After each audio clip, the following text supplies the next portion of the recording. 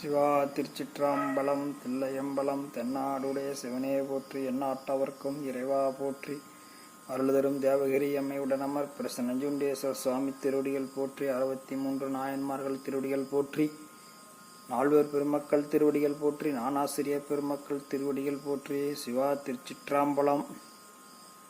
தொடர்ந்து 3000 நாட்கள் நாம் 3000 பாடல்களை ஒவ்வொரு நாளாக சிந்தித்து வருகிறோம்.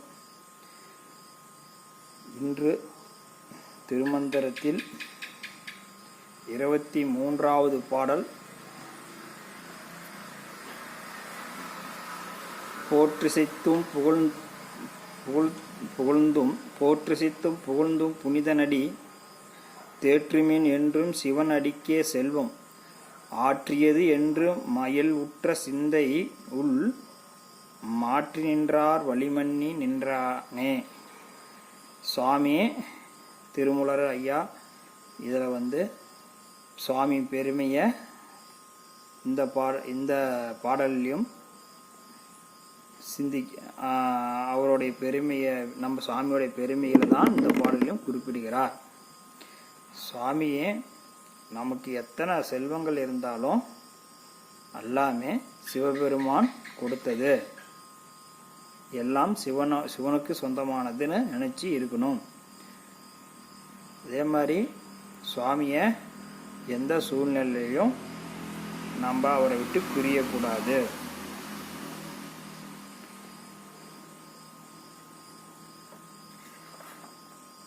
செல்வம் எல்லாம் சிவனது உடைமை என எண்ணுவார் மனதில் அப்பெருமான் விளங்குவான். நம்மகிட்ட இருக்கிற செல்வங்கள் எல்லாம் சிவபெருமானுடையதென்று அப்படின்னு நினச்சிக்கிட்டு இருக்கிறவங்க உள்ளத்தில் சிவபெருமான இருப்பாருன்னு ஐயா சொல்கிறாரு. நாம் சுவாமியை எப்பொழுதும் மனதாலே நினச்சிக்கிட்டு இருக்கணும். அப்படிங்கிறது தான் அவர் சிந்தனை விட்டு வெளியே எந்த சூழ்நிலையும் போகக்கூடாது.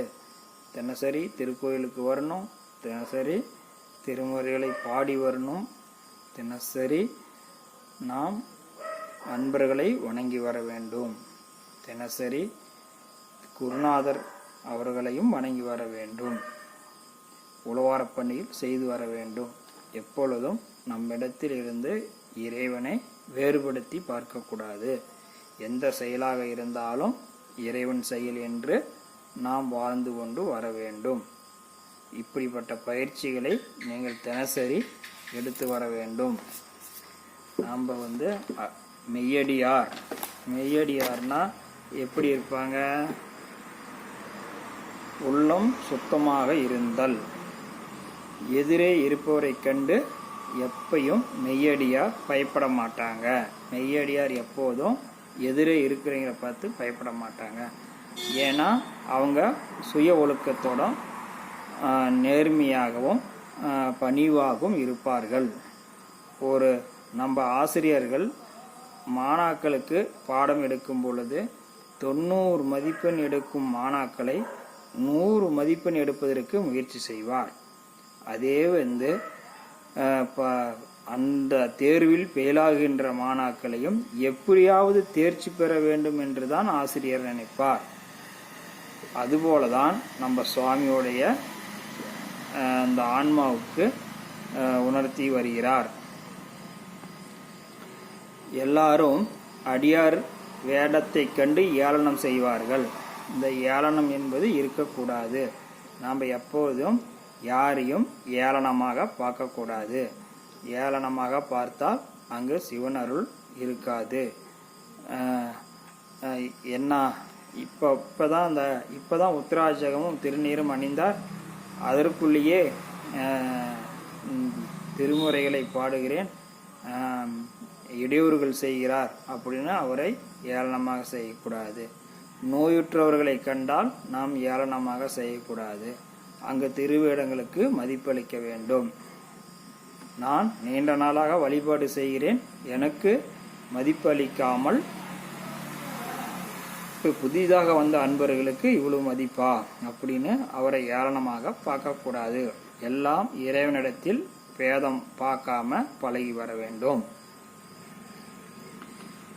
நாம் கொடுக்கக்கூடிய காசு சுத்தமாக இருந்தால் அங்கே வாங்கி பயன்படுவர்கள் சுத்தமாக மிகவும் நல்ல காரியங்களுக்கு பயன்படுத்துவார். நம்மளுடைய காசு நாம் உழைத்து சம்பாதிச்ச காசை ஒருத்தருக்கு தரும் பொழுது அவர் வாழ்க்கையும் மேன்மைப்படும். நாம் தவறான வழியில் சேகரித்த காசு அதே மாதிரி தவறான எண்ணங்களுடன் நம்மளுடைய சுய உழைப்பில் சம்பாதிச்ச காசாக இருந்தாலும் நாம் தவறான எண்ணத்தில் கொடுத்தால் அந்த காசு வாங்குவோர்கள் பயனற்று செலவு செய்வார்கள். அவர்களுக்கு நல்லதொரு உரிமை பெறாது. இப்படியெல்லாம் நீங்கள் கவனமாக இருக்க வேண்டும். எப்பொழுதும் நாம் எதை கொடுத்தாலும் நாம் அன்புடன் கொடுக்க வேண்டும். பணிவுடன் நாம் அன்பர்களிடத்தில் மிகவும் பணிவுடன் பழக வேண்டும். யாரிடத்திலையும் எரிஞ்சு விழுவக்கூடாது. எப்பொழுதும் அன்பாக பேசணும், பணிவுடன் பழகி வர வேண்டும். 4 காசு 4 பதவி இப்படி 4 காசு மட்டும் நமக்கு சேர்ந்துருச்சுன்னு வச்சுக்க, அதே அரசியல்வாதிங்க பதவியில் இருப்பாங்க. அந்த பதவி காலங்கள் எல்லாமே ஒரு சிறிய காலங்கள் தான், அதுக்கு நிரந்தரம் இல்லை.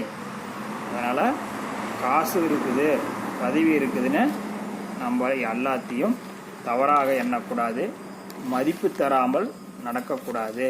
அது ஒரு காலகட்டங்களில் நம்மை விட்டு சென்றுவிடும். நாம் பதவிக்கு மரியாதை இவ்வழங்கி மரியாதை என்று நினைக்க வேண்டாம். நாம் இந்த உடம்புக்கு அந்த சேர் இருக்குதுன்னா, முதலமைச்சர் சேர் இருக்குதுன்னா அந்த முதலமைச்சர் சேருக்கு தான் மதிப்பு. அப்போ அந்த சேரில் அவர் அடுத்த முதலமைச்சர் வந்துட்டார்னா அப்போ அவருக்கு மதிப்பு இருக்காது. பதவி என்பது மதிப்பில்லாதது, காசு என்பதும் அதற்கு மதிப்பில்லாதது. அதனால் அதையெல்லாம் மிக உயர்ந்த பொருள் என்று நினைத்து நீங்கள் அன்பர்களை தவறாக நினைக்கக்கூடாது. குடும்பத்துக்கு சுவாமி எப்பொழுதும் நேசிப்பார். நாம் ஒரு அடியார் பெருமக்கள் குடும்பத்துடன் இருக்கும் பட்சத்தில் ஒரு அடியார் சிறு தவறு செய்துவிட்டார், அதற்கு சுவாமி பொறுத்தருள்வார். ஏனென்றால் அவரை நம்பி குடும்பம் இருக்கிறது. அந்த குடும்பத்தின் கடமைகளை செய்ய வேண்டியது இருக்குது. அதனாலேயே ஒழுக்க நெறி தவறினாலும் சுவாமி கொஞ்சம் மன்னித்து விடுவார். மெய் அடியார்கள் என்றால் பேதம் பார்க்கக்கூடாது, வகுப்பு பேதம் பார்க்கக்கூடாது, பொருள் பெற்றவராக இருக்கக்கூடாது. சிவனை வழிபடுகின்ற அன்பர்கள் மிகவும் தூய்மையாக இருக்க வேண்டும். தசவாயுகள் 9 அவர்களிடத்திலே இருக்காது. தசவாயுகள் 9 அவரிடத்தில் இருக்காது. அப்படிப்பட்டவர்கள் மெய்யடியார்கள். எப்பொழுதும் பேதம் பார்க்காமல் இருந்தால் அவர்கள் மெய்யடியார்கள். நாம் எப்பொழுதும் ஒரு விஷயத்தை மனதில் வைத்து கொள்ள வேண்டும். நீட்டை பயிற்சி நாம் எப்பொழுதும் திருமூலர் இதுதான் சொல்லுகிறார். என்ன சொல்கிறான்னா, தியாகம் மறத்து இந்த தியாகத்தை நாம் மறந்துடணும். தியாகம் மறந்து சுவாமியை தியானம் பண்ணணும். தியாகத்தை எப்படி மறப்பது, சுவாமியை எப்படி நினைப்பது அப்படின்னெல்லாம் நீங்கள் உங்களுக்கு எண்ணங்கள் இருந்தால் இப்பொழுது விளக்கி கூறுகிறோம். சாமியே தியாகம். இந்த தியாகத்தை மறந்து உங்களுக்கு பிடித்தமான தினசரி திருக்கோயிலுக்கு வழிபாடு வரும் பொழுது உங்களுக்கு பிடிச்சமான இடம், அந்த இடத்துல போய் அமர்ந்து ஒரு 15 நிமிடம் சிவபெருமானை இந்த தியாகத்தை மறந்து அவரை நினைத்து கொண்டு இருக்க வேண்டும். அதற்காகத்தான் நாம் பல முறையாக நீங்கள் மனதாலே சிவபூஜை செய்து வாருங்கள் என்று கூறி வருகிறோம். நீங்கள் தியாகத்தை மறந்து நீங்கள் பயிற்சி செய்து வந்தால் அங்கே சிவனருள் உங்களுக்கு பரிபூர்ணமாக கிடைக்கும். நாம் இது மாதிரி மூச்சை நிறுத்தி கொண்டு மிகவும் கடினமான பயிற்சிகளை செய்ய தேவையில்லை. தினசரி 15 நிமிடம் தியாகத்தை மறந்து சிவனருளை நினைக்க வேண்டும், சிவபெருமான் திருவுருளை நினைக்க வேண்டும். அவருடைய கருணைகளை நினைத்து போற்றி வழிபாடு செய்ய வேண்டும். அப்படிப்பட்ட நாம் அந்த தியானத்தில் இருக்கும் பொழுது நமக்கு ஞானம் சீக்கிரமாக வருகிறது. நாம் திருநீரை கண்டால் யார் நெற்றியில திருநீர் அணிந்திருந்தாலும் அவர்களை சிவமாகவே பாவிக்க வேண்டும். அவர்களிடத்திலே மிகவும் அன்பாக இருக்க வேண்டும். ஒரு நெற்றியிலே திருநீர் மட்டும் ஏறிவிட்டால் அவர்கள் எவ்வளவு கொடியவர்களாக இருந்தாலும் சிவபெருமான் அவர்களை கரை சேர்த்துக்கிறார், காப்பாற்றுகிறார். திருநீர் மற்றும் அவர்கள் நெற்றியில் இட்டிருந்தால் போதும், சுவாமி அவர்களை காப்பாற்றி விடுகிறார். இப்படிப்பட்ட சாமி காப்பாற்றும் பொழுது நாமளும் திருநீர் எற்ற அன்பர்களை கண்டால் பேதம் பார்க்காமல் நாம் நம்மளால் முடிந்த உதவிகளை செய்து வர வேண்டும். அங்கே பேதம் பார்க்கக்கூடாது. திருநீர் அணிந்த நெற்றியை கண்டால் பேதம் பார்க்காமல் நம்மளால் முடிந்த உதவிகளை அவர்களுக்கு செய்து வர வேண்டும். தொண்டுகளில் அவர்களுக்கு எதுவும் மறுப்பு தெரிவிக்க கூடாது. எப்பொழுதுமே நம்மளால முடியாது, அதை செய்ய முடியாது, இதை செய்ய முடியாது, சிவபூஜை செய்ய முடியாது, என்னால் திருமுறை பாட முடியாது, எனக்கு மனப்பாடம் ஏறவில்லை, இப்படியான எதிர்மறையான சிந்தனைகளை மனதில் வைத்திருக்கக்கூடாது. எப்பொழுதும் நேர்மறையான சிந்தனைகள், என்னால் முடியும், சிவபெருமான் திருவருளால் நான் தினசரி சிவபூஜை செய்வேன், சிவபெருமான் திருவருளால் நான் தினசரி உச்சகால பூஜையில் சென்று அபிஷேகங்களை பார்ப்பேன், சிவபெருமான் திருவருளால் நான் தினசரி உழவார பணி செய்வேன், சிவபெருமான் திருவருளால் தினசரி நான் சுவாமிக்கு மலர் தொடுத்து கொடுத்து தொண்டு செய்து வருவேன். இப்படி பலவற்ற பணிகளை நீங்கள் செய்து வரலாம். சுவாமி எப்பொழுதும் அன்பர்களுக்கு அடியார் ஆனாலே அவர்களிடத்தில் நம்ம மிகவும் அன்பாகவே இருக்கின்றோம். சுவாமி எப்பயுமே அன்பர்களுக்கு அடியாராக தான் இருக்கிறாரு. எப்பயுமே உடனே எல்லாம் திருந்தணும், உடனே எல்லாமே சீர்திருத்தணும் அப்படின்னெல்லாம் சொல்லவில்லை. கொஞ்சம் கொஞ்சமாக நீங்கள் பயிற்சி எடுத்துட்டு வாங்க. அதை தான் திருமூலர் நாயனார் இந்த பாடலில் குறிப்பிடுகிறார். நாம் மீண்டும் அடுத்த பாடல்களில் நாளை சந்திப்போம். இன்னும் 3000 நாட்களை 24 நாட்கள் தான், 23 நாட்கள் திருமந்திரம் சிந்திச்சிருக்கிறோம். இன்னும் 3000 நாட்கள் இருக்கிறது. நாம் தினசரி நாம் தொடர்ந்து சிந்திக்க போகிறோம். ஏதாவது சாமி சம்பந்தப்பட்ட ஈஸியான பயிற்சி முறைகள் இருந்தால் அந்தந்த பாடல்களில் வரும்பொழுது உங்களிடத்தில் கூறிக்கொண்டே வருகிறோம். சிவா திருச்சிற்றம்பலம். அடியார் பெருமக்கள், நீங்கள் எப்பொழுதும் மகிழ்ச்சியாக இருங்கள். நாம் உடனே திருந்த வேண்டாம். கொஞ்சம் கொஞ்சமாக சாமியோட திருவருள் கருணையில் திருந்தலாம். சிவா திருச்சிற்றம்பலம். திருச்சிற்றம்பலம். நாம் திருமந்திர வகுப்பை தொடர்ந்து நாம் திருவாசகத்தையும் சிந்தித்து வருகிறோம். இன்று சிவனவன் என் சிந்தையுள் நின்ற அதனால் அவன் அருளாலே அவன்தாள் வணங்கி சிந்தை மகிழ சிவபுராணம் தன்னை முந்தை வினை முழுவதும் ஓய உரைப்பவன் யான். சுவாமி, சிந்தை முழுவதுமே நம்ம சிவபெருமான் நினப்பை தான் இருக்கணும். கண்ட நினப்பெல்லாம் நம்ம உடம்புக்குள்ளே இருக்கக்கூடாது. சிவன் அவன் என் சிந்தையுள், சிவபெருமான இந்த இதய கமலத்தில் வச்சு நம்ம எப்பொழுதும் சிந்திச்சுக்கிட்டு இருக்கிறோம். தினசரி நம்ம திருமுறைகளை பாடி வர வேண்டும். அவன் அருள் தான் இருந்தால் தான் சாமியே வணங்க முடியும். சிந்தை மகிழ நம்ம சிந்தை மகிழ சிவபுராணம் பொருள் உணர்ந்து நாம் தினசரி பாடி வர வேண்டும். அப்படியாக நாம் பாடி வரும் பொழுது நம்மளது பல வினைகள், நம்ம 7 ஜென்மமாக செய்த வினைகள் இருக்கிறதுல, அந்த வினைகள்லாம் நம்மை விட்டு சென்றுவிடும். முந்தை வினை முழுவதும் மேய உரைப்போம் ஞான். நாம் இருக்கிற காலங்கள் வரையும் இன்னும் எத்தனை பிறவிகள் எடுத்தாலும் இந்த திருவாசக நூல்களை நீங்கள் பொருள் உணர்ந்து படித்து உணர்ந்து விட்டால் உங்களுக்கு எத்தனை ஜென்மம் சுவாமி திருவருளில் இன்னும் பிறவி எடுக்க வேண்டிய சூழ்நிலை இருந்தாலும் உங்களுக்கு இந்த திருவாசக நூல் உங்களை வந்து காப்பாற்றும். அது மாதிரி நீங்கள் எப்போதும் சுவாமியை திருவடியிலேயே இருக்கணும். அவரை விட்டு பிரியவே கூடாது. யாராரு எதையோ சொல்லுவாங்க, ஆசைகளை காட்டுவாங்க, அதுக்கெல்லாம் நீங்கள் மயங்கக்கூடாது. நீங்கள் ஆசிரியர்கள் கூறும் ஆசை வார்த்தைகளெல்லாம் மயங்கக்கூடாது. எல்லாம் சிவனருள் சிந்தனையில் தான் இருக்கணும். நூல்கள் உங்களுக்கு ஆதாரம் இருக்கிறது. எல்லாம் அந்த நூலை சார்ந்து தான் வாழ வேண்டும். இப்படிப்பட்ட நிலையில் தான் நீங்கள் இருக்கணும். அதை யாரை நம்பியும் எப்பொழுதும் நாம் பின்தொடரக்கூடாது. நாம் யாரை நம்பி பின்தொடர வேண்டும்? சிவபெருமானை மட்டும்தான், அவருடைய திருவடியை தான் நாம் பின்தொடர வேண்டும். அவருடைய திருவடியை தான் நாம் பின்தொடர வேண்டும்.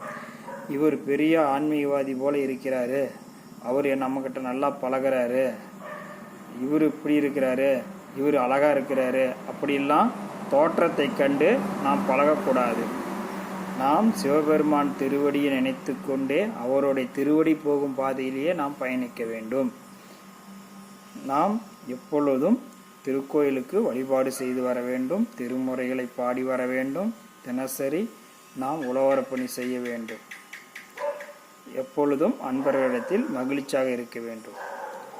என் மனதளவில் கூட எந்த அன்பர்களையும் மனம் நோகும் அளவுக்கு நாம் பேசக்கூடாது. நாம் இந்த வாயை பேசவே கூடாது. அமைதியாக இருக்கணும். எங்கே திருக்கோயிலுக்கு வரும்பொழுது திருக்கோயில் வழிபாடு முடித்துவிட்டு வெளியே செல்லும் வரைக்கும் அமைதியாக இருக்க வேண்டும். திருக்கோயில்களில் எல்லா இடங்களிலும் ஒவ்வொரு இடத்திலும் ஒவ்வொரு பூதகணங்கள் இருக்கிறது. ஒவ்வொரு பாகத்திலும் ஒவ்வொரு பூதகணங்கள் இருக்கிறது. நீங்கள் திருக்கோயிலில் ஓம் நம சிவாய நம என்ற மந்திரத்தை சொன்னால் அது 100 மடங்குகளாக பெருகி உங்களுக்கு புண்ணியத்தை தரும். அதே ஒரு தவறான வார்த்தையை என்னால் முடியாது அப்படின்னு ஒரு வார்த்தை சொன்னீங்களா, அது உங்களால் அந்த காரியம் முடியாமல் பின்னோக்கி சென்றுவிடும். முயற்சி பண்ணுவேன், முடியும், என்னால் அந்த காரியம் முடியும் என்று நினைத்தால் அதற்கு திருவருள் கருணை புரிகிறார். என்ன நினைக்கிறீங்களோ அது பல மடங்காக அங்கு பெருகும். அதனாலே திருக்கோயிலில் செல்லும்பொழுது மிகவும் கவனமாக இருக்க வேண்டும். யாரிடத்திலும் திருக்கோயிலில் அதிகமாக பேசி சிரிக்கக்கூடாது. நீங்கள் திருக்கோயில் ராஜகோபுரத்தை விட்டு வெளியே அமர்ந்து உங்கள் மனக்கவலையை நீங்குவதற்காக நீங்கள் அன்பாக பேசிக்கொள்ளலாம். திருக்கோயிலுக்குள்ளே மிகவும் அமைதியாக இருக்க வேண்டும். அங்கே அடியார் பெருமக்கள் வழிபாட்டு தலங்கள். அவரவர்களுக்கு 1000 கஷ்டங்கள் இருக்கிறது. அதை இறைவனிடத்தில் வழிபாடு செய்வதற்கு நாம் அங்கு ஒரு அமைதியான சூழ்நிலையை வைத்திருக்க வேண்டும். அங்கே சிரித்து கொண்டும் பேசிக்கொண்டும் இருந்தால் ஒருத்தர் வழிபாடு செய்து கொண்டு இருக்கும்போது சுவாமி இடத்துல, சுவாமி எனக்கு இப்படி ஒரு காரியம் நடக்க வேண்டும் அப்படின்னு நினச்சிக்கிட்டு அவங்க வழிபாடு பண்ணும் பொழுது உங்களுடைய சிந்தனைகள் அந்த இடத்தில் விழுந்தால், எனக்கு ஒரு கஷ்டத்தில் இருக்கிறேன், அந்த கஷ்டத்தில் அவர் சாமி கேட்டுக்கிட்டு இருப்பார். அதுக்கு இடையூறு பண்ணிங்கன்னா உனக்கு இந்த அம்மாவுக்கு இருக்கிற கஷ்டத்தை தூக்கி இடையூறுக்கு காரணமானவங்கள்கிட்ட கொடுத்துருவார்.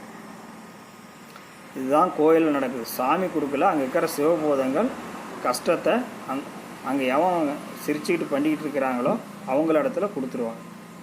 அப்படி தான் நம்ம தினசரி கோயிலுக்கு போயும் நமக்கு நன்மை நடக்கவில்லை என்றால் நாம் இது போன்ற தவறுகளை நாம் தினந்தோறும் செய்து வருகிறோம். அதனால தான் நமக்கு நல்லது நடக்கவில்லை.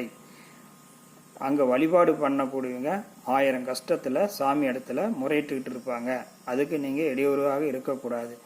எதற்காக திருக்கோயில் பூஜை நடக்கும் பொழுது மணி ஓசை கேட்கிறது? அவசகுணங்கள் அந்த சத்தங்கள் வந்துருமே தான் அதுக்கு மணி ஓசை எழுப்பி எல்லா சிந்தனைகளையும் ஒரு சிவ வழிபாட்டில் இருக்கணுங்கிறது தான் மணி ஓசை, மூலதாளங்கள், இது எல்லாமே. அதுபோல தான் ஒரு நபர் வழிபாடு செய்யும் பொழுது எந்த விதத்திலும் நாம் இடையூறு கொடுக்கக்கூடாது. அவர்களுக்கு முழு அமைதியே அங்கே இருக்க வேணும். இப்படிப்பட்ட சூழ்நிலையில் நாம் தொடர்ந்து திருவாசகம் சிந்தித்து வருகிறோம். இன்னும் வருங்காலத்தில் நிறையா திருவாசகம் முழுவதும் சிந்திப்போம் என்று சொல்லி விடைபெறுகிறேன். ஓம் நம சிவாய. சிவா திருச்சிற்றம்பலம்.